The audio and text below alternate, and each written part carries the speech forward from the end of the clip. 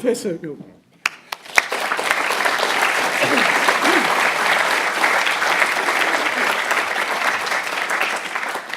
Okay, so there's a movie over here that Gary will turn on for you for the first few seconds. So this is the Gaia pre-launch in 1 minute summary. Gaia was launched from Kourou at the end of 2013. I'll show you a few more pictures of this later on, but this gives you some idea of the sort of late stages of activity as the spacecraft, now being seen for the last time by human eyes, is mounted in the top of the rocket. So that's the top of the rocket. There's a tradition in ESA rocket launches that only for the first time the fairing, this logo, is painted on the outside. So that was the first time we got to see our own Gaia.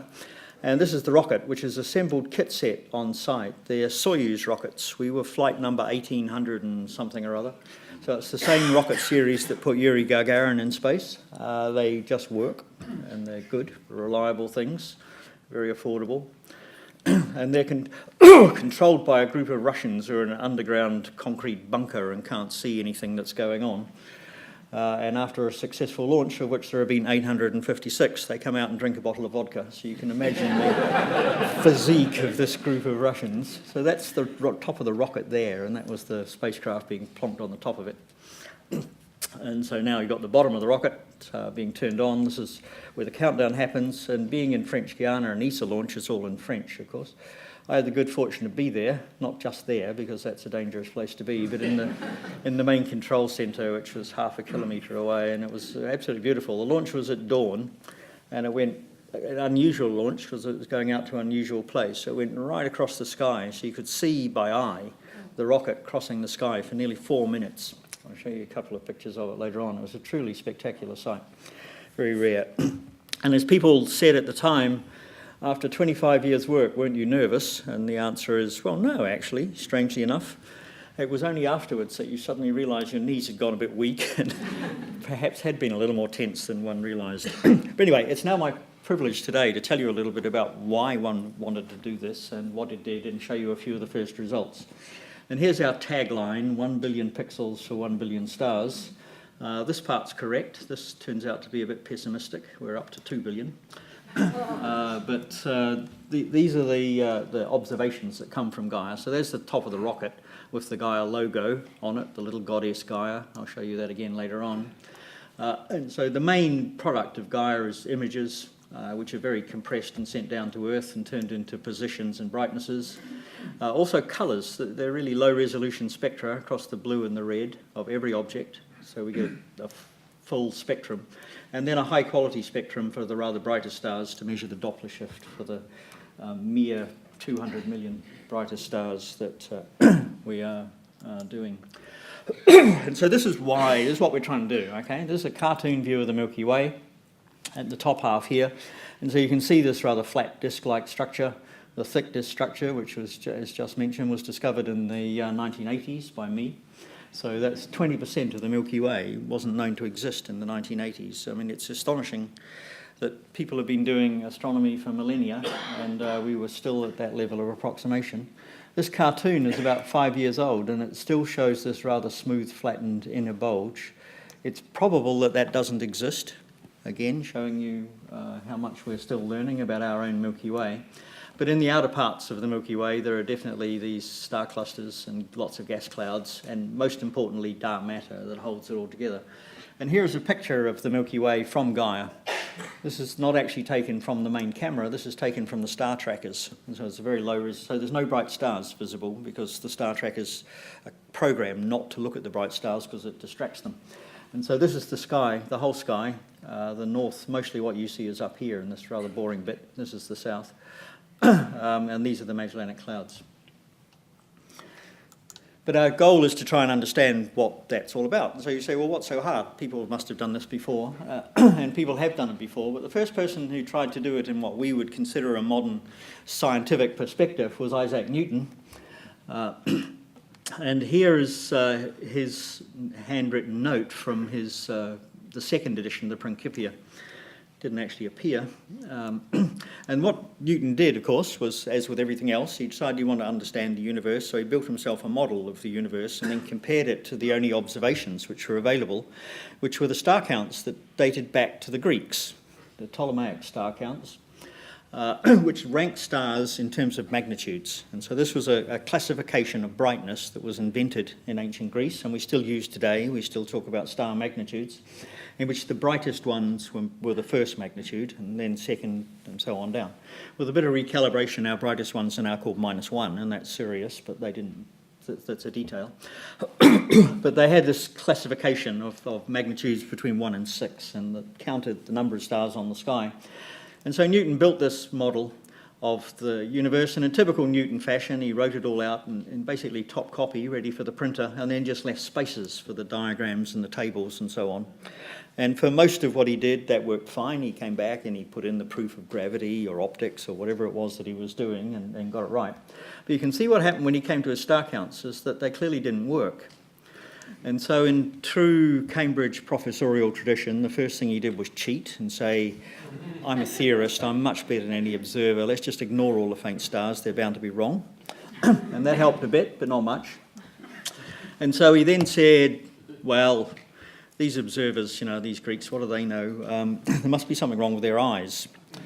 And so he said, when people, therefore, make up the 5 different magnitudes, thinking that magnitude 5 is 5 times fainter than magnitude 1, they've obviously got it wrong. And in fact, it's 100 times, not 5 times. And he was right. Newton was right. Our eyes are logarithmic, and this was a major breakthrough in the understanding of the physiology of the eye-brain system, which was just Newton trying to make his numbers make sense, which tells you something about how smart he was. But it still didn't work. And so there are a few smudges and things there. And so in typical fashion, Newton gave up and said, I'm not going to do this anymore, went into a sulk, gave up science and went and became a banker, went to run the mint.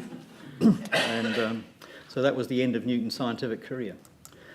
It's interesting to ask why, and the answer really is that he couldn't imagine ideas beyond his cultural assumptions. He built this perfect model of the universe. It really was quite clever mathematically. He solved the maximum packing of the spheres problem, for those of you who know what this is. So he decided that every star must be equidistant from every other star. And so he worked out how to build a three-dimensional structure mathematically in which every point was equidistant from every other point, which was a major breakthrough at the time. But it was a perfect universe created, and you can decide whose his this is, whether it's Newton or some other his. But that was the limits of what he could do, and he could not imagine, and so he didn't understand. He said, something's gone wrong here, and I do not understand, so he gave up. In fact, there wasn't much progress for a century until William Herschel came, his son was John. William Herschel came along, great scientist and musician. And he had the advantage of being a German Presbyterian rather than a English Catholic, and so was quite able to say, well, I don't care, I have no preconceptions, let's just go and see what the data say. And so he produced this rather squidgy-looking famous model of the Milky Way, which is pretty close to the one I just showed you, a long flat disk. He got it slightly wrong because there's the sun at the centre, and these holes here are what we now know are dust lanes, but basically this was the big advance. And so he, among the many, many things he did, Herschel did that. But the other feature about astronomy at the time is that stars were referred to as stellae fixae, the fixed stars. So much so that in Newton he never actually wrote down the word star. You'll never find it, but you'll find fixa all over the place. And so his shorthand for a star was something that doesn't move. And so it was became a definition of a star, was something that doesn't move. And Herschel was still thought that too. And so it's a more recent view of the universe when we've looked harder and said, well, let's just throw away all our assumptions, not just the assumption of how things are spread, but also where they are. And this turns out to be hard to do, fundamentally because it's very hard to measure distances in astronomy. Space is big, basically. And so if you try and measure a distance that is long or large, it's technically very difficult. And so no progress was made until now. So we had this elephant in the cupboard problem. Now, so let's now step back and say, well, what do we actually want to know to try and understand something about our Milky Way? What it is, where it came from, what it's like, what it's going to turn into. And the answer is very simple. We want to know about 12 different dimensions about what we're doing. Now, you all know about dimensions. You all think in 3 dimensions, up, down, sideways.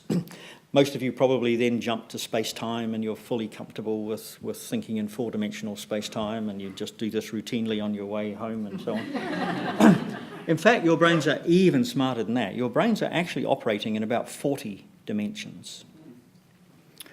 And most of those dimensions, your brain is so smart, it doesn't confuse your conscious mind with.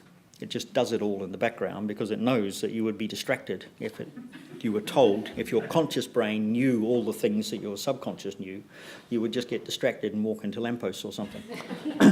And so what your brain actually does is build up dimensions. And you can think of dimensions as just independent properties of something. So for example, you measure position.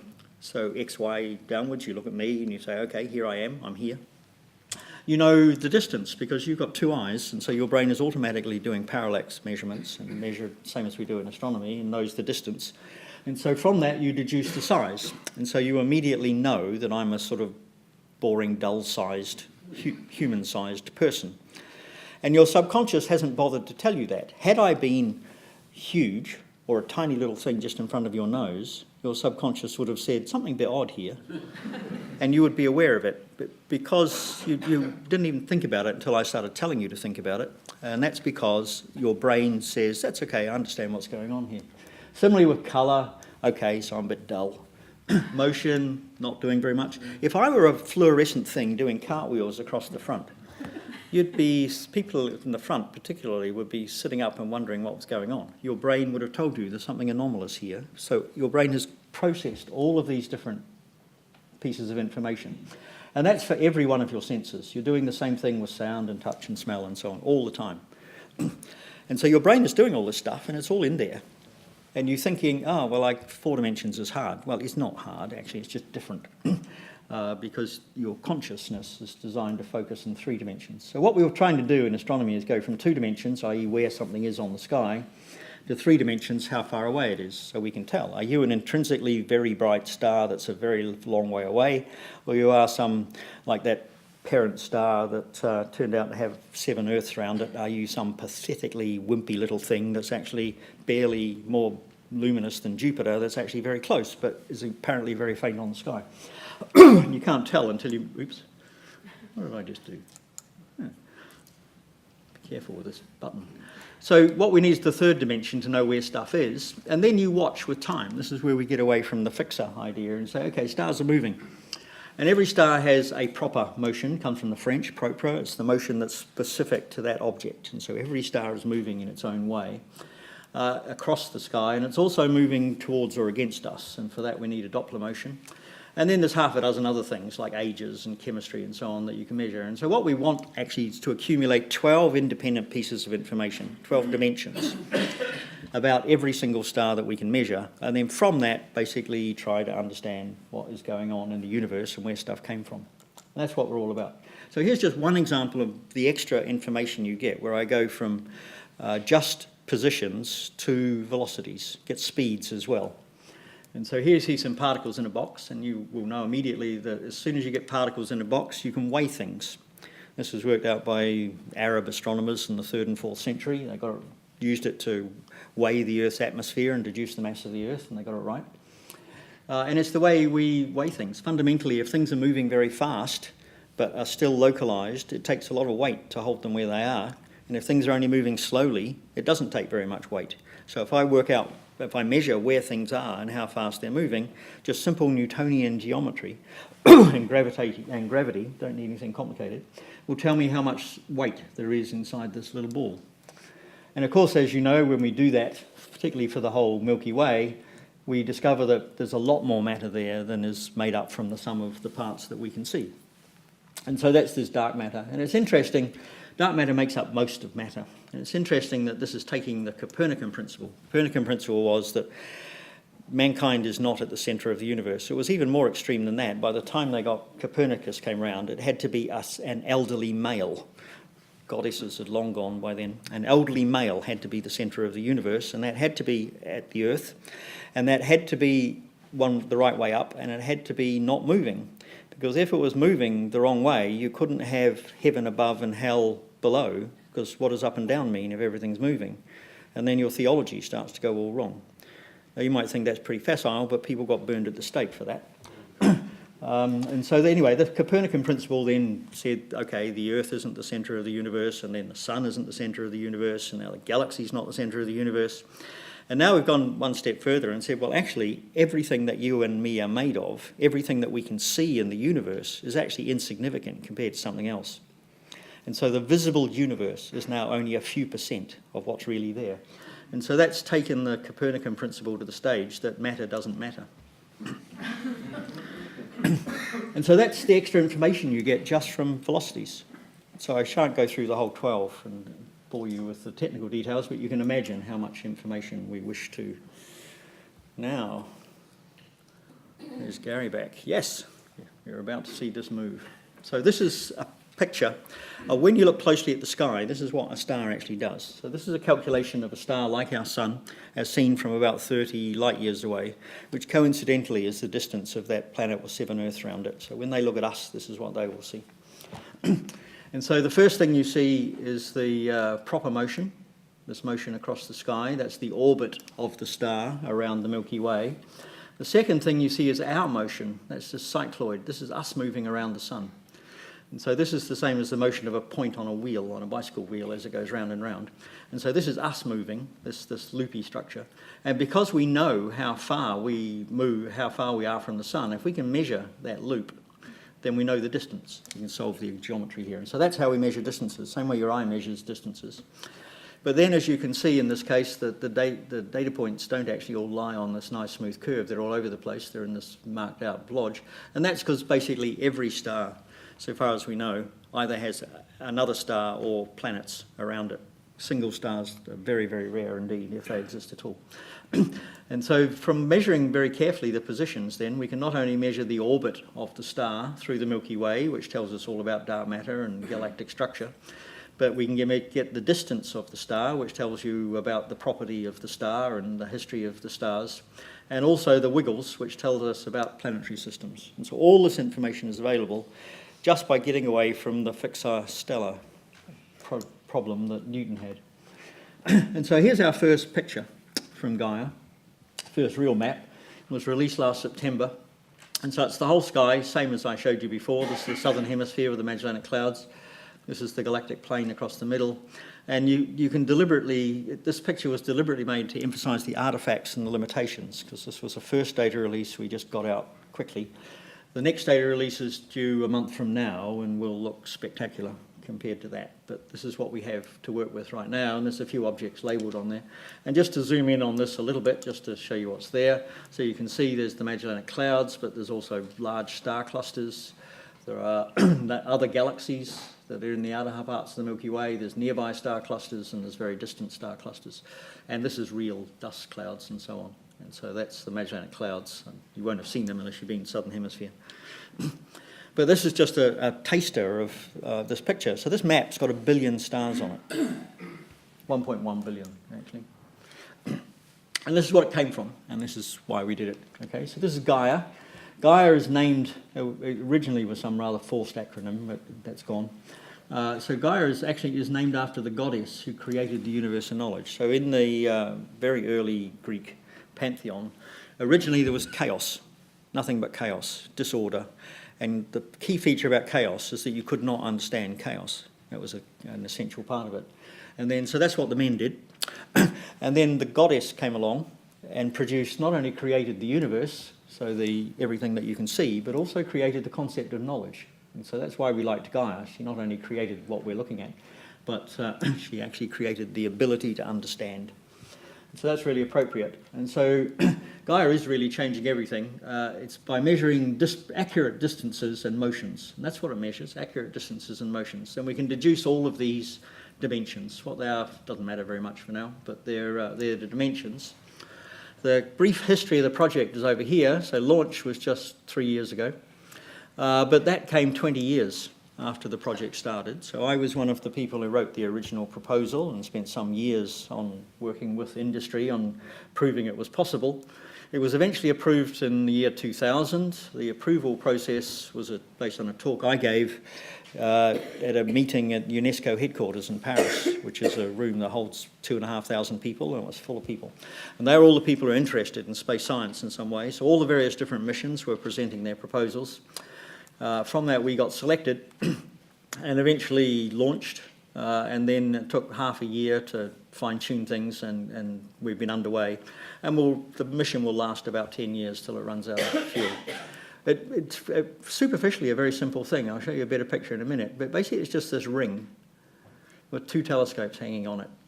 And it's designed to be simple in the sense of having no moving parts, because it's designed to be ultra-stable. And that's the key. If we need to measure stuff, we need ultra-stability. And I'll come to some of the numbers in a minute as well. But let's first look at how you present things in astronomy when you've got it. This is called the Hertzsprung-Russell diagram. It's named the Russell there. And what you show on a diagram, this is the original one from about 1920. The actual original concept dates from 1913, but this is the first time it was ever presented in the modern form.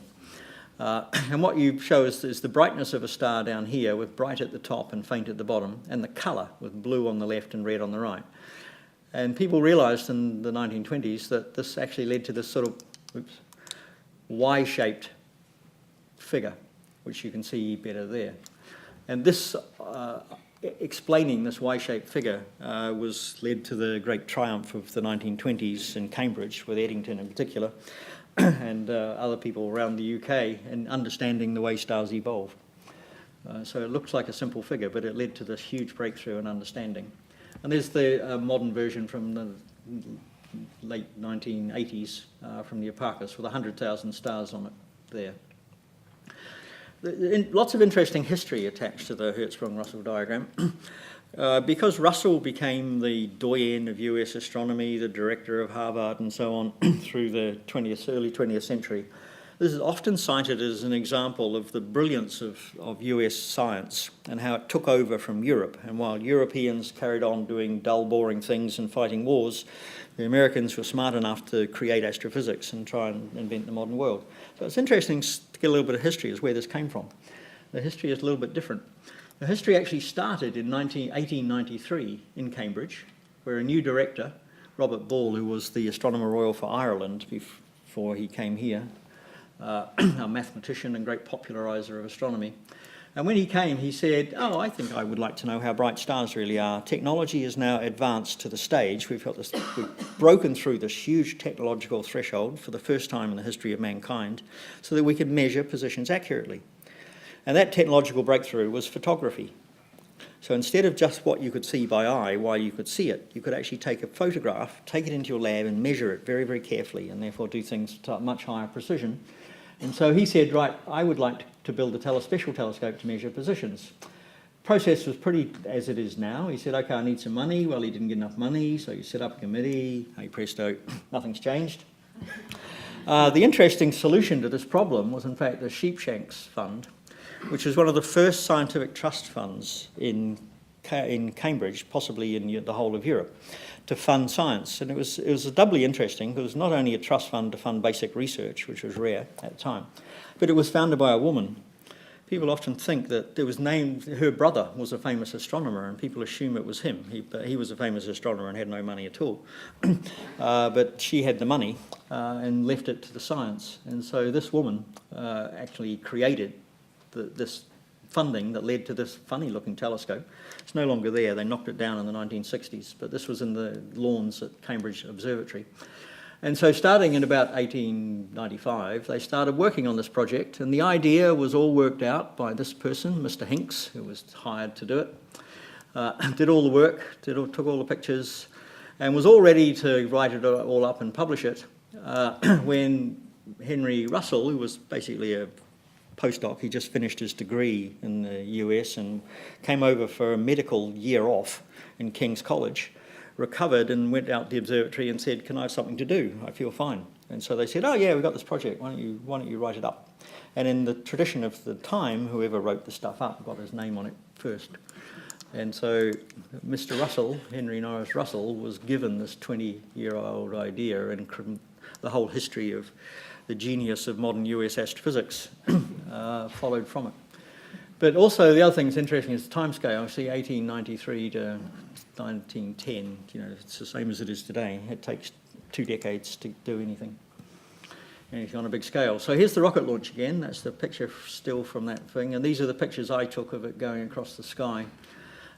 It being and there's the Gaia logo on the rocket itself, with illuminated by the flames, just as Gaia was about to go off into the sky. It being a French launch, it had its own wine, which isn't bad at all. And here's the logo of the little goddess looking up at all the different coloured stars in the sky and her own spacecraft trying to understand them. I think it's a rather lovely logo, actually. We like that one. And this is where it went. It's out at a point called L2, which is about 1.5 million kilometres beyond the Earth, in a relatively gravity-stable area. So it's far enough away from the Earth that it doesn't get shaken up by the tides of the Earth and the Moon. And the gravitational tides of the Sun and the Earth pretty well cancel out. And so it's a nice, gentle place to be. And so is the place where high-value spacecraft go these days. Gaia's out there on its own at present, but it will be joined next year by the James Webb spacecraft, the huge American, European, Canadian spacecraft that will go out, and they'll be able to look at each other. It's not actually at L2 because that would put it in the shadow, and so we get eclipses, which gives you thermal shocks, and you don't want that. It's in this big orbit around it. But there it is. You can see it. And it's kind of interesting because L2, when you think about it, it's obvious. L2 is on the equator at midnight. It's the opposite looking. It's the anti-sun point, which is on the equator at midnight. And so here's the path of Gaia on the sky. Not quite exactly on the equator, but close to the equator at midnight. And rather amusingly, it was discovered as a minor planet, as an asteroid. So the asteroid hunters said, hey, there's this thing that's near Earth, we better watch out here. And so the people who do this sent me this note saying, ha ha ha, guess what? So this is just the reality of the real world, is that you keep discovering things. Right, now here's Gaia just before it was wrapped up. You know, I imagine most people think of spacecraft as something like out of Star Wars. They're sleek things that look like airliners or so on. Well, they're not. They've got stuff all over them. They're just covered with sensors and whatnot. But here is the ring, the spacecraft, the 2 telescopes hanging on it. And here's the special feature of it, this giant camera. So the 2 telescopes feeding this ginormous camera over here. And over here you can see it folded up. These are the sun side facing. So this is the solar panels. And this is the sun shield to keep it cold, and there's a person who gives some idea of scale. It's about as high as this room before it unfolded. So that's what they look like. They're messy things, but very fancy bits of kit. So you will immediately have said, well, just one technical slide, why are there 2 telescopes? I'm sure most of you have actually already worked it out for yourselves, but just in case. And the answer is to measure, and the reason you go into space is to measure absolute distances, not relative distances. When you look in one direction in the sky, just now I've suppressed all the proper motions and planets and things here just for complexity. What you see if you look at a batch of the sky is all the stars going backwards actually around the orbits, these little orbits, which is caused by us moving. And so you see the backwards effect of our motion. So there's a relatively nearby star, and that's the parallax, that angle there, and it's large, so it's nearby, and here's a far away one. But when you look in one direction, you don't know how far away any of this stuff is, so you can only measure the relative distances. If you want to measure real distances, then you need 2 telescopes at a big angle to each other. And so these parallax ellipses are at an angle. And that angle in our case is 106.5 degrees. And so what you do is you build your 2 telescopes that are looking at the sky at the same time, but at an angle that's like that. And you know that angle because you measure it on the spacecraft. And so your problem is then reduced to, instead of trying to measure a very large angle very accurately, is to reduce to measuring a very small angle very accurately and knowing this extra angle here, which allows you to get absolute parallaxes. And so it's something that can be done only in space. And it's harder than it sounds. We spent €1 billion building Gaia, and while we did it, NASA and the US Naval Observatory spent nearly twice as much and failed to even get a design. So it's a subject in which Europe is predominant. And this is the heart of it, this camera, huge camera, 1 billion pixel camera.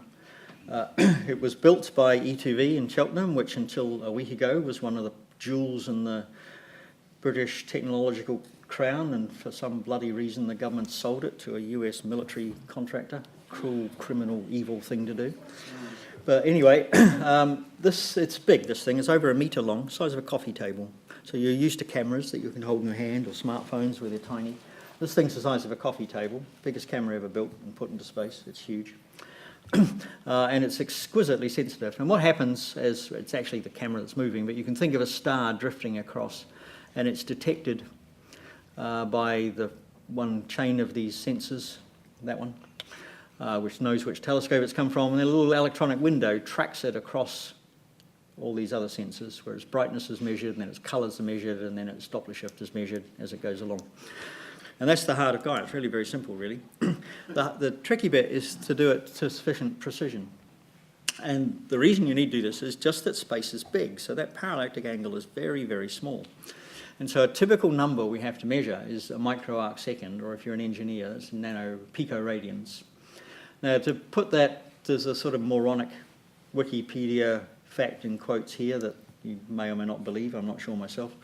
But to put that in perspective, a micro-arc second is the thickness of your thumbnail as seen by you here in London, where your thumbnail was in Sydney. So it's your thickness of your thumbnail seen across the Earth. The thickness of a hair, human hair, again seen from London, where your hair is on top of the Swiss Alps. And so every measurement Gaia makes is distinguishing between the left side and the right side of a human hair on the Gornergrat. And if you're going to do that, you have to get everything else right at the same level of accuracy as well. And so, for example, you have to measure relativistic time dilation. And that means you need to know the velocity to an accuracy of millimetres a second, which is the relevant thing. Now, we've got a spacecraft that's 1.5 million kilometres away, and we have to know its velocity to millimetres per second in 3 dimensions. This is factors of tens of thousands better than has ever been done before. Because what you actually measure when you take a picture of the sky from a spacecraft is a brightness and a time. You don't measure a position. There's no big grid on the sky that allows you to say, aha. You measure a time, very, very accurately a time, and then you send that signal back to us, and we have to work out where the spacecraft was and where it was pointing to turn that time into a position. And we have to allow for things like the fact that there is a relativistic time delay in the different clock speed from one side of the spacecraft to the other side because it's spinning. And so everything's got to be done to astonishing precision, much, much greater than anything has ever been done before. One of the things I'll come back to a little bit is light bending. Light bending by the sun, you know, is by famous Eddington experiment. It's 1.5 arc seconds, 1.75 arc seconds, bending of light right beside the sun. Well, even at night time, the sun is still bending light. So much so that it's the biggest signal that Gaia measures. It's 1,000 times larger than the signal we're trying to measure. So what Gaia is actually measuring is the structure of space-time as it is sloshed about by the Earth and the sun moving around each other. And then everything else has to follow from that. So it's quite an interesting challenge, really. But to give you just one example of what the precision means in terms of spacecraft accuracy, what's plotted shown here is the spin rate, this thing we have to know, in three dimensions. They call them names like yaw and so on in spacecraft, but basically it's up, down and sideways. Spin rate versus time. And there something happened. And in fact, the spacecraft got hit by a dust particle. As it happened, this was doubly lucky in that this dust particle hit right beside one of the temperature sensors. So there are temperature sensors all over the place, and they hit right beside one. And so the spacecraft heated up. And that heating could be measured. It took a day to cool down again, but you can just measure the integral under that curve, then you know the total amount of energy dumped into the spacecraft. And it turns out to be 84 joules. And also doubly lucky because this happened during the Perseid meteor shower, so we knew it was a dust grain from the Perseid meteors, so we know the speed that that's travelling at, which is 60 kilometres a second. And so you can work out the muzzle momentum, which is half that of a rifle bullet, and the speed of the whole thing. And you can deduce the mass of the particle, which is about 50 micrograms. Now 50 micrograms is a smaller flake of a salt grain than you could ever see by eye. It's absolutely minuscule dust grain. And yet that was enough to kick the Gaia spacecraft off its axis by 1,000 times greater than its normal tolerance. Shows you the level of precision. So to kick a spacecraft back, this thing weighs 2.5 tons on Earth. To kick it back, you have to drop out 50 microgram units. So we have little gas jets, little rockets. You could think of them as rockets, but they're actually more like a dropper that drops little droplets of pure nitrogen out in the various dimensions, and that's how the spacecraft is guided. So you take a 2.5-ton spacecraft and you drop 50 micrograms of mass off one side, and that tiny change of momentum is how you change the spin rate.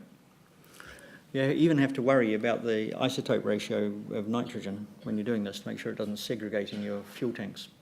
But anyway, that's just an illustration of how this thing works. It's astonishing. And that's the way we do it. And then from that, you then get a lot of processing. So this is my high-powered, high-performance computing system in Cambridge. This is just for Gaia processing. There's a lot of this stuff, and it's big and expensive, and there's people who really like playing with stuff like that. They tend to have ponytails, but they're very good at what they do. And this is an example of what comes out. So this is the accuracy of measurement of the Gaia data. There's 1.1 billion measurements plotted on this plot. Accuracy versus the brightness of the stars. So there's bright stars, faint stars, low accuracy up there, high accuracy down there. And so this is very complicated little plot, is the current accuracy measurements versus brightness for the Gaia stars. That blue line there is the best accuracy that has ever been delivered from any ground-based experiment. And this is a log scale. So already this is well over 10 times. So for 260 million stars, Gaia is already producing brightness measurements which are 10 times better than the very best that existed on Earth before. And this is just from the first few months of data. So that's what happens with this stuff. It's expensive, but it works. And so here's what the Hertzsprung-Russell diagram, that one has turned into now. Over here I've plotted it in colour plotted by the speed of the star. So blue is slow moving, so you can see that all these very luminous blue stars are slow moving, and red is fast moving, so you can see old stars like the sun are fast moving, and in particular the stars up here. So you can tell immediately at a glance that young stars move slowly and old stars move fast. It's the reverse of people. And then there's all this complicated lumping and bumping stuff up here, which is telling us the history of how stars formed in the Milky Way. We have yet to work out how to turn that into well, we know how to do it, but we have yet to turn this into numbers. But this has got the history of the Milky Way written in this diagram, just as one example. Now I'll show you a few more results. Here's one that we ran up this morning, quite literally. There's this new star cluster called Gaia-1, and you think, another new star cluster, no big deal. The only interesting thing about this is that is Sirius. And so in any normal study of the universe, you can't look close to Sirius because it's too bright, but Gaia can. Gaia is actually measuring the position of Sirius itself, and was able to show that all of these stars here are actually moving together on the sky. So they're not just a random clump of stars happen to be in the sky. They are actually a genuine, it's a dissolving 3 billion year old cluster of stars. It formed about 3 billion years old, and it's in its death throes now. And that's it. So that's just one of the things that turned up this morning. When the first results came out, one of the big puzzles was to try and understand the distance to the Pleiades cluster, because there was an historical anomaly in different ways of measuring the distance to Pleiades. Most methods were either not very accurate, so it didn't matter, or agreed somewhere in this, where this yellow band is, whereas the high precision space measurements were over here. And so here's the new Gaia ones over here, and we've got no idea why they disagree. Absolutely no understanding at all. This is just one of those cases where science have to say, don't know what's going on, guys, but you've got to believe the evidence. And here, in fact, is the Pleiades cluster to show you what happens, and this may be part of the reason of what's going on. Again, here's a Hertzsprung-Russell diagram, a slightly more technical one, bright, faint, blue, red. And the dots here are members of the Pleiades cluster, and the line is the calculation from our best models of the way stars evolve, of where the stars should be in this diagram. And so you can see down here, this is the sun-like stars are down here. So stars like the sun and smaller stars, they're fine, they're well behaved. But when you get up to hotter stars, things like Sirius, in fact, they're all in the wrong place. And so it's really interesting. It's probably this is something to do with the reason that we've got it wrong before, because it was mostly these stars that were measured before. But the people are learning things about how stars evolve. Our current picture of how stars evolve is way wrong, way wrong. I mean, that's wrong by a factor of 10. You know. How can you, in just some clusters, but not others? So it's quite interesting. It's probably related, without wishing to spoil the story, it's probably related to the very rapid rotation in the very cores of the stars. And that changes the way they evolve quite a lot when they're young. Here's another result. This is the Large Magellanic Cloud that I showed you before. And if you just look at the members of the Large Magellanic Cloud and just plot their average motion on the sky, take out the motion of the whole thing, which is down here, and just look at their average motion around the centre, you can see it forms this curve. And what you're seeing there is the rotation of another galaxy. So this is the Large Magellanic Cloud. It's 150,000 light years away, and in 8 months of Gaia data, you can actually see it rotating on the sky. It's the first time this has ever been done in the history of mankind. But it's really obvious. You can just see immediately, oh look, I can see a galaxy rotating. And it's just a taster for what we will be able to do. So this was published by an American team 6 hours after we released our data. And there's an illustration of how many, the whole world was waiting to download it. In fact, the number of individual downloads of the Gaia dataset in the first 24 hours was 20 times larger than the total number of astronomers on Earth. So there are obviously a lot of other people out there looking at this. Well, particularly Geodesy and so on were looking at this stuff as well. Here's another picture, slightly more technical. I'll just flick through it. So this is the Large Magellanic Cloud. This is the Small Magellanic Cloud. And again, one of my colleagues showed that, oh, actually, if you look at the young stars and the old stars, they're in different places. And this must mean that these two galaxies together are orbiting into our Milky Way, and the gas in our Milky Way is pushing against them. And so the old parts of these two galaxies can move through the gas and we can see them, whereas later stars that formed more recently, younger ones, are based from gas that's been pushed away. And so this is actually looking at the 3D gas structure in our own Milky Way halo by looking at this age distinction in other galaxies. Of course, a large part of what Gaia was for was the distance scale. We want to measure cosmology. Previously, we had to go through all of these many steps, all the way, at every step. Then you got accumulating errors and accumulating systematics, and so no one was ever believed anything very much. This is where we are now. It's only a small step on the way, but these are the calibrators that one uses to measure distances at large distances. They're called Cepheid variables or RLR variables, and they're very big stars, huge things. Their size is about the same as that of the orbit of the Earth around the Sun. And they pulsate in and out. And as they pulsate, they change in size and therefore in brightness. And they do that in a way that depends on their intrinsic brightness. So if you can measure this characteristic time it takes for the star to change its brightness, then you know its intrinsic brightness, so you get its distance. We now call it the Leavitt law. It was worked out by Henrietta Leavitt in the 1920s. And so what you want to do is measure the accurate distances for loads of these stars and then work out a calibration. And this is where we used to be over here. So this is all the classical Cepheids, so their brightness versus how long it takes them to pulsate. And you see it's a bit of a mess, really. This is part of the reason for the calibration. So there's the first 9 months of Gaia data. You see it's improved enormously. It's the same thing down here for the RLIs. So next year, in a year and a half's time, the accuracy of each of these points will be smaller than the dot, and then we'll be able to start for the first time ever to see if cosmology is plausible or not. And it's kind of interesting because right now, on this slightly complicated plot, you see there's two measurements of the rate at which the universe is accelerating. There's this one that comes from cosmology, and there's this one that comes from Cepheid distances, and they don't agree. They don't disagree by enough that we're going to throw out modern cosmology, but if this disagreement survives for another 2 years, our standard picture of the way that general relativity describes the universe is simply wrong, and we have to come up with something new. So there are quite interesting consequences coming here. Watch this space. In terms of watching the space, one of the other things, of course, that come down are asteroids. Gaia is good at asteroids, but especially because Gaia is in this point, the L2 point, beyond the Earth, it looks back inside the Earth. And so you can see things that are in the sky now. Now it's daytime, the sky is bright, the sun is up, And so it's useless to go and try and find asteroids, right? You just can't see because the sky is bright. But Gaia can look in closer to the sun than we can. So this is our limit. But Gaia looks in basically to the Gaia field of view goes in and intersects Venus.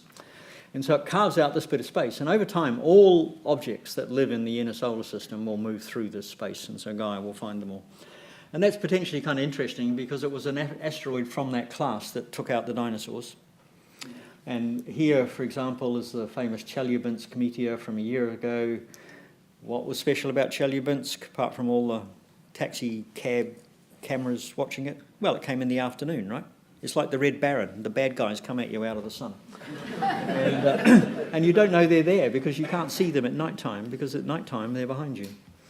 And so Gaia is providing the first ever survey of this and may well end up playing havoc with the life insurance industry. We don't know. But here's currently Gaia's measurements of 30 million asteroids around the sky. And the positions are so accurate that actually people can measure those rare cases where an asteroid moves in front of a star, a background star, and occults the star. And so here's one from not very long ago, last September, of this object which was measured in New Zealand as it happened. And so the asteroid moved in front. And it was only based on the accuracy of Gaia data that this proves to be possible. The previous prediction had this being visible in New Guinea, whereas in fact it was observed from New Zealand. And so that's the indication of the improvement of accuracy for Gaia for tracking all these interesting objects in our own solar system. The other thing in our solar system, as I briefly mentioned already, is light bending.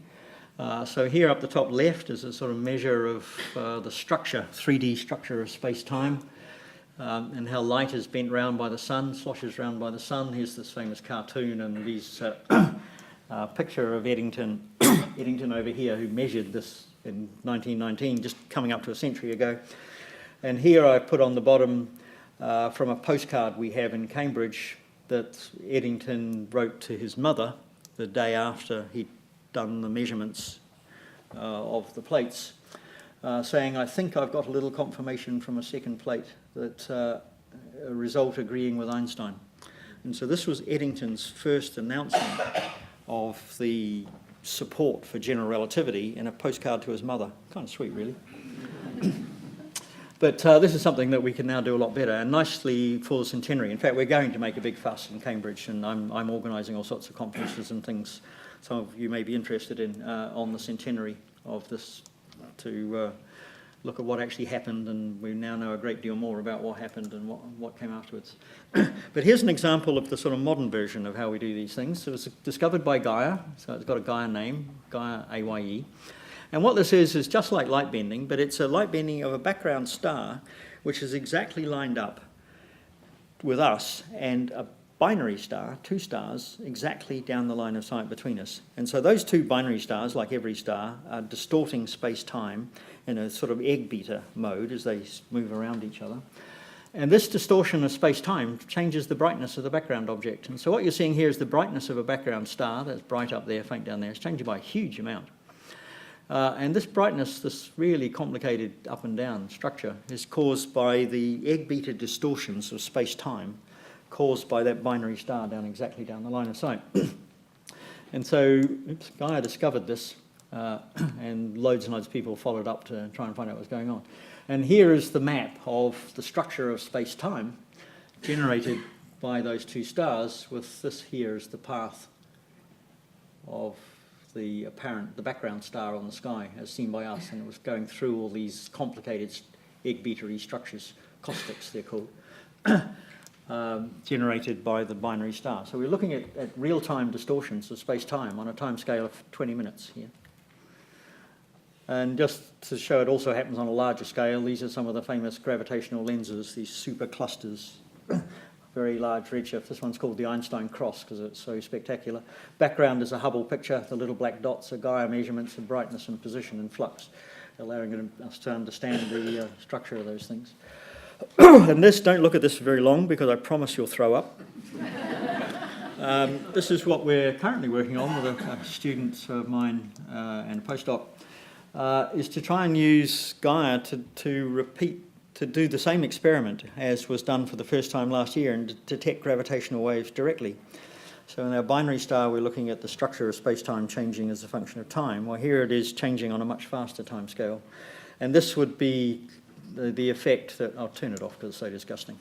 This would be the effect that's caused by two supermassive black holes far away in the universe starting to come together. So not the actual moment when they eventually arrive, but a year or two, maybe 1,000 years before that, as they're getting close to each other and are churning up space-time big time and are generating, throwing off huge amounts of mass as energy. Right, so now we've got some movies again. Good. So this is what Gaia does with planets. And so the top one there you see, I mentioned planets make something move. Well, here you can see what's actually happening. The plus that stays still is the centre of mass of the system, and as the planet goes around, the star gets pulled. And that's what our planets do to our sun. So people think of the sun as the centre of the solar system. It's not true. Our sun is actually orbiting about a point off its own surface in this really complicated hypercycloid structure. And Gaia, of course, is going to measure that. And so the other way of finding planets for this bottom video down here. Are we awake? No? Oh, well, may or may not see this one. But anyway, this is the standard way in which you do it, in which you measure the... there we go. A planet moves across in front of the star and occults some of the light, and the light dips and then it goes back up again. And this is the way planets are found at present. And here's one that Gaia did as well, just to show that Gaia does these things as well. But this works only if you're exactly lined up, so that the planets are exactly lined up with us. And so only about 1% of all the systems, by chance, are going to be lined up that way. And the other 99% Gaia will find. And so we expect to increase the number of nearby planetary systems by about 75,000. And because you're measuring real motions, Gaia tells you how heavy these things are as well. So it's not just yes, there is a planet, we've got some properties of it. So I'm running out of time, so I'll zoom on a bit. So what we will, of course, want to do is take the next step. And so for the faint stars in particular, we want to add the things that Gaia can't measure, the extra radial velocities, so we can do these and get the spectra to do the chemistry.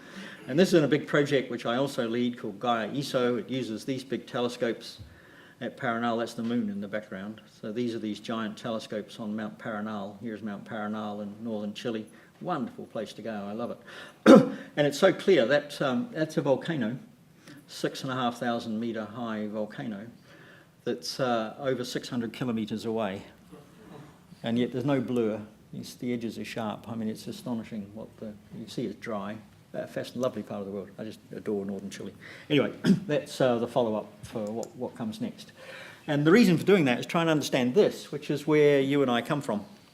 Who are your parents is a question that every child should ask warily. But we know that fundamentally we're made of oxygen, carbon, and hydrogen. And the oxygen and a few bits of other stuff. But basically the oxygen and carbon, as you can see from this periodic table here, come from a mixture of large stars, high mass stars, and small stars. So most of the oxygen and carbon in us has come from very massive stars, maybe 20, 30, 40 times the mass of the sun, that exploded very early in the universe. And in fact, we are the descendants of 4 different stars. So that material has been cycled through 4 generations of stars to end up with us. There's a part of us, and this is what we all feel in the mornings, I'm sure, that's hydrogen, and that comes from the Big Bang. So this stuff on average is maybe 8 billion years old. So this stuff is 13.5 billion years old, and this is the water in your body. So when you wake up feeling a bit tired, you can think, well, actually, I'm quite old. So you can justify it. Now, in the interest of time, I'm actually going to skip over this little story and play this movie instead. Now, the projectionist is distracted, but he's done it. Okay. No, I haven't got any sound. Okay, well, in that case, we'll skip over the movie. This was Dario Breen telling you how to get involved in Gaia. But I'll tell you instead. Much less nice accent. Dario's a great fan of Gaia, actually. Okay, so we do have a website. You can go to the website. And there what we do with Gaia, because the camera taking pictures of the sky repeatedly, and here's a map from this morning, of how many times the sky has been mapped. And each of these little star things is a discovery that Gaia has made that we have then immediately made available for free to the whole world, so that people can follow it up and find out what it is. And so the purpley coloured ones are the ones that have come out in the last couple of days. So you can see how Gaia is scanning around the sky right now in the last week. And so some of these are quite interesting. We feed them to groups of school kids. This is a school in East London. These are, I forgot what they call these things these days. It's what I call 15-year-olds. They call them something else. But anyway, this is a bunch of people who would be studying for GCSEs if they had those sorts of things anymore. And they ran a project to follow up one of the Gaia things and measure it. Gaia discovered it and measure its brightness as a function of time. And they just found this very characteristic pattern, which is in fact showed that it's a particular type of supernova. And so these 15-year-old kids did this, and they discovered it for themselves, and now it's been published in their name. It's really dramatic. And so here's a couple of other examples. Here's the information that Gaia produces itself, which we feed to the public, of the spectrum. The funny sort of structure is an artifact of the Gaia system. The things that are interesting is how it changes. And so this is a supernova changing from when it went off to show the oxygen, calcium and iron and calcium becoming apparent in the spectrum of that supernova. And this is the oxygen, calcium and iron that was created in that supernova a couple of months before this was taken. So this is newly created chemical elements being thrown out into the universe, and you can watch it happening. And over here's another example. This was in fact the first ever Gaia discovery. It's called AAE. You can see our numbering system. It starts with AAA. AAA was the supernova. And this object was discovered and noticed by some amateur astronomers in Spain and Bulgaria to be a bit odd. And so they contacted us, and a lot of people followed it up, including lots of amateur astronomers, and discovered that actually it changes its brightness regularly in this strange pattern. And this is an eclipse, of course. And so what this thing is it's almost unique. There is actually one other similar thing known, but it's the second known of its type and the most extreme of its type. And it's two stars right at the ends of their lives. So it's two cores of stars, white dwarfs, one of which is just being torn apart completely and is in its death throes, and the matter is falling onto the other one. And it's exactly lined up so that we see the eclipses. And so it's the only one of these systems where, because it's exactly lined up, you can actually work out the physics of what's going on. And so this was the first ever Gaia science paper, and it was led by a postdoc of mine, Heather Campbell. But half the authors on this were amateur astronomers and school kids. I think this is a great triumph, actually. And you can go and work it out for yourself. You can download the app and you can annoy everybody in your household by have it beeping at you. You can see every time we discover something, it'll beep at you, or not. This is just to remind you that it takes a lot of people to spend €1 billion over 20 years. So these are the science and analysis team. I'm in there somewhere. And this is the engineering team.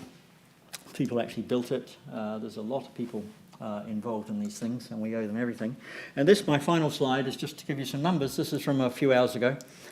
So it's an update this morning of the number of measurements. So you see Gaia has so far made 656 billion measurements. These are the either side of the human hair things. It's measured 140 billion colour measurements. And just while I've been talking to you, Gaia has measured 3,000 stars, 3 million stars. Thank you.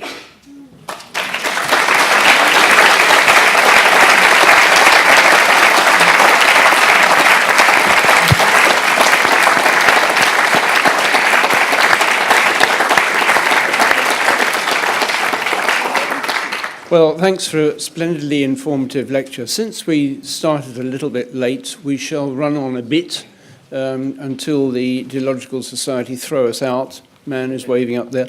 But let's have some questions, shall we? We've got a roving microphone. Is it plugged in?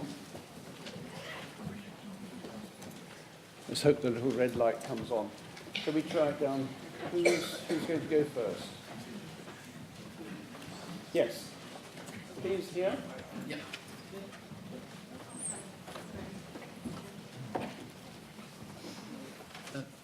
thank you very much indeed for a splendidly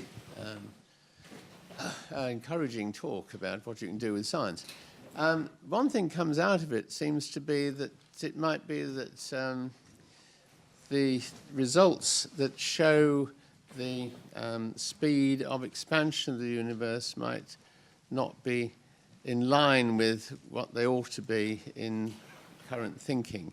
If that becomes the case, what's going to replace, sort of roughly speaking, thinking, Right. do you think? Okay, yeah, so the two measurements we have available for the speed at which the universe is expanding very, very early in the universe, so the measures that come from the cosmic microwave background. So that's when the universe was roughly 300,000 years old, and that's a very, very accurate measurement. That's not wrong, it's not going to change. That tells us how fast the universe was expanding. We also measure from various different ways the total amount of mass and energy of different varieties in the universe. We put this into Einstein's equations, and we use that to predict how fast the universe should be expanding 13 billion years later, which is near us. And that's the other number that we can measure. If they agree exactly, then that means there's nothing new to learn, and Einstein's equations describe everything, and we're just left having a set of equations that tell us that 96% of the universe is incomprehensible, and I have no idea what it is, but it's a number. And many people find that intellectually unsatisfying, but that would be the outcome. The alternative is to say, well, actually, the biggest of those unknowns, we call it dark energy, just don't know what it is actually itself changing with time. And that's what a lot of people hope is the case, because that would then, first of all, remove this rather depressing modern cosmology in which everything was set up as an initial condition, and then we're already past the peak of interesting bit in the universe, and there's nothing but an infinite cold death and emptiness in the long term for everything, which, okay, we're like Newton, we're not supposed to preconceive what we want the universe to be, but anyway. But more interestingly, it means there's a challenge, there's something new to understand. So if dark energy, whatever it is, which is the underlying structure of space-time itself, it's the zero-point energy of space-time itself, if that's changing, there's something interesting going on, and that's the excitement. Yes, back there, please.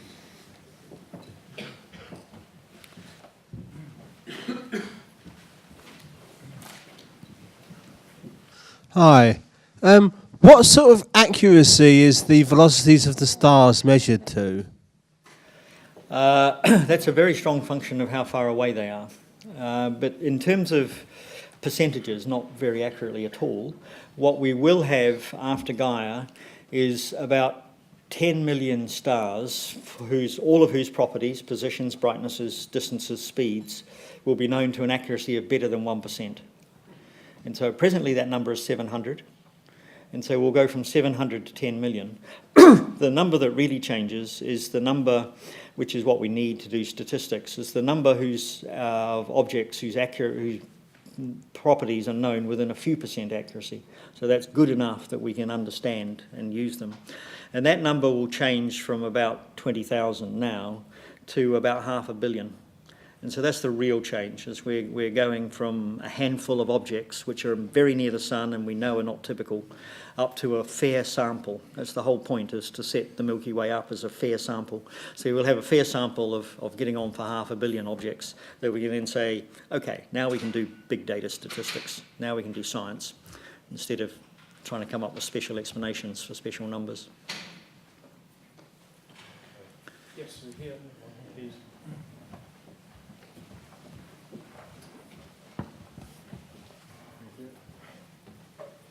That's an amazing amount of data you've got. Presumably it's all processed down on Earth, is it? Rather than... Yeah, it comes down essentially as a high-definition movie. I said that the camera the spacecraft is a camera, and it really is a camera, and the data are then compressed and sent down to Earth, and they basically come down as the equivalent of a high-definition movie.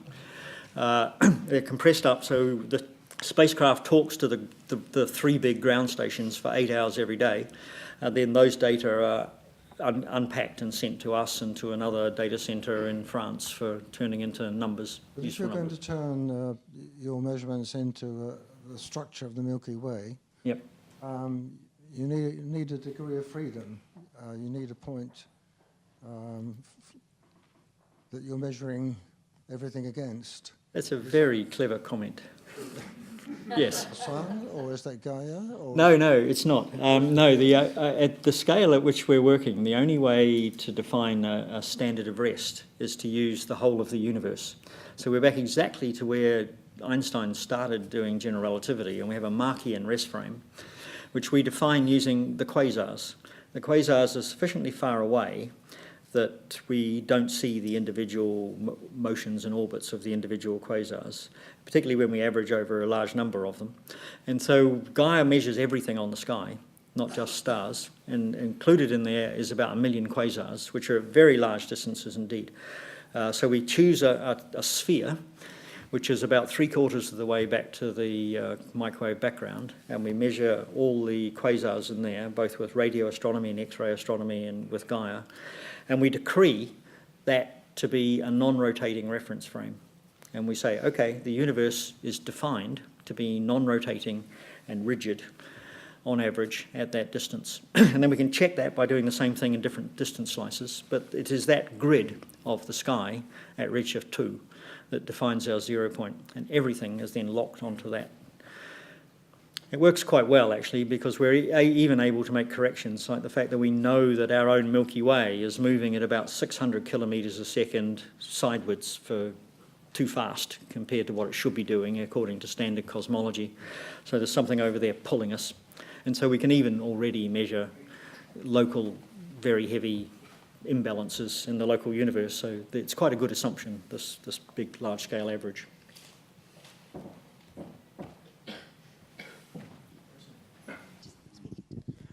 You've mentioned the unprecedented accuracy of the results. How do you convince yourself that they are actually that accurate? Is it just consistency of the results or some other trick? No, there's a very large number of internal consistency checks that we can do. Interestingly, one is the quasars themselves, and so you look at quasars at different distances and see if you get the same result in different brightnesses and check the north sky against the south sky and so on. But the most precise one, interestingly, is the one I showed you for that amateur astronomer in New Zealand measuring the occultation of a star. And so if Gaia is measuring the positions of asteroids, and from those positions an orbit of the asteroid is deduced, and the position at some time in the future of that asteroid is predicted, it is then compared to the Gaia measurement at a different time and in a different direction of a star. And if the two precisely line up, then we've got it right. And if the two precisely line up, you will actually see an occultation, and hey presto. So that's actually one of the most accurate, just because it's a big lever arm effect, basically, is one of the most accurate sanity checks we've got. But there are a large number of other things. So, for example, we can check the Cepheid variables in the northern hemisphere, give you the same universe as the ones in the southern hemisphere, and things like that. So there's a total of a few hundred of these things, but the most sensitive one is actually asteroids, asteroid orbits. One more, I think. Was the lady at the back there? No. Gentleman at the back there.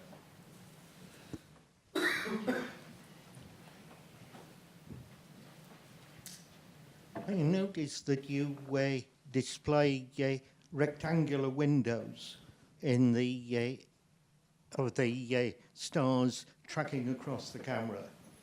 I've found personally that using spiral scan on circular windows is much more efficient.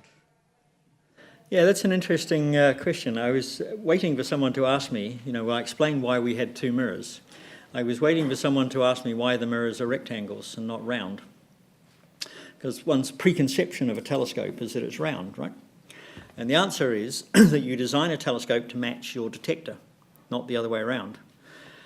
And so we design a telescope to match a detector, which is our eye, and our eye is round, so we make them round. And it's easy for our eye then to understand it. When you've got a CCDs are not naturally round, and so why bother with a round telescope? And in fact, most of the science, most of the signal as Gaia is scanning across the sky comes from that direction, and rather little information comes from that direction because there's high frequency jittering in that direction which we can't control, but we've got the momentum of the spacecraft to control it in this direction. So the engineers said, well, if you've got this round image and you're going across the sky like this and you're not using the sides, let's just chop it off and save a bit of money. And so they made the mirrors rectangular. So you then have to make a detector which has rectangular pixels to match your rectangular telescope to get back to the optimum mathematical sampling again.